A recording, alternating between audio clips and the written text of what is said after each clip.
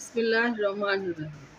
अस्सलाम वालेकुम प्यारे बच्चों, जैसा कि आप लोग जानते हैं कि अलिफ से लेकर बड़ी ये तक उर्दू के हरूफ तहज्जी कहलाते हैं और यही उर्दू के इब्तदाई हरूफ हैं।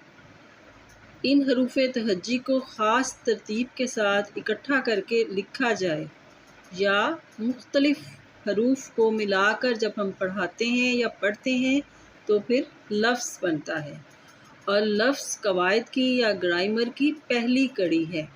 जैसे कि जीम को और गाफ को जब दोनों को मिलाते हैं तो लफ्ज़ जग बनता है। इसी तरह काफ, रे, सीन और ये को मिलाकर कुर्सी बनती है।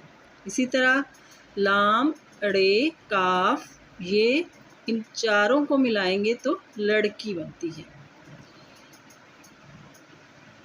प्यारे बच्चों, लफ्ज़ की दो अक़साम होती हैं, कलमा और मुहम्मल। ये दो लफ्ज़ की अक़साम है।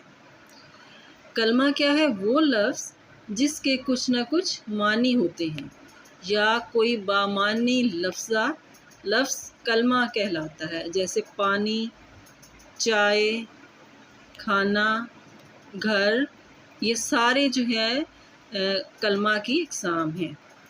इसी तरह वो लफ्ज़ जिसका कोई मानी ना हो, कोई मतलब ना हो या वो बेमानी लफ्ज़ हो, उसे हम मुहम्मल कहते हैं। मसलन वानी, वाए, वाना वग़ैरह, ये तमाम मुहम्मल की मिसालें हैं।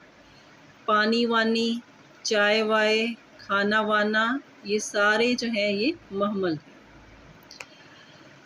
अब हम मिसालें देखते हैं। पानी, चाय, खाना, ये कलमा की मिसालें हैं और वानी, वाए, वाना, ये मुहम्मल की मिसालें हैं। जब हम अल्फाज बोलते हैं अपनी ज़िंदगी में तो हम कलमा और मुहम्मल दोनों को मिलाकर बाज़ औक़ात लफ्ज़ जो है वो कह देते हैं। जैसे पानी वानी, चाय वाए, खाना वाना वग़ैरह।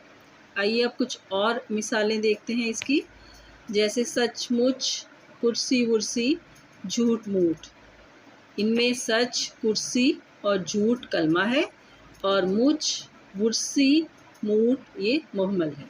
अगर जुमलों में इस्तेमाल करें, क्या तुम सचमुच लाहौर जा रहे हो? और कुर्सी वुर्सी, भाई ये कुर्सी वुर्सी तो बहुत पुरानी हो गई है। झूठ मूठ, क्या तुमने झूठ मूठ सारी बिरयानी खा ली है?